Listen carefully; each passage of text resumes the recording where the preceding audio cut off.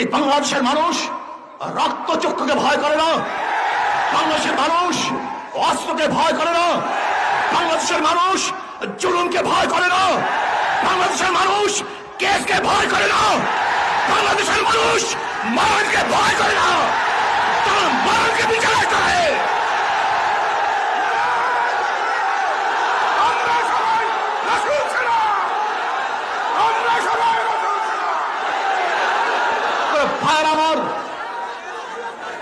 পাকিস্তানের সরকার চেয়েছিল ঘর পুরানোর মাধ্যমে তাদের স্তব্ধ করিয়ে দেবে।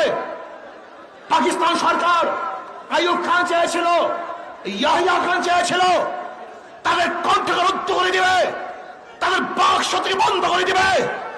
কিন্তু বাংলাদেশের জনগণ আইয়ুব খান সরকারের বুলেটকে ভয় পায় নাই, ট্যাঙ্ককে ভয় পায় নাই, বিমানকে ভয় পায় নাই, তারা রাজপথ ছেড়ে নাই, আন্দোলন করে সংগ্রাম করেছে, রক্ত দিয়েছে।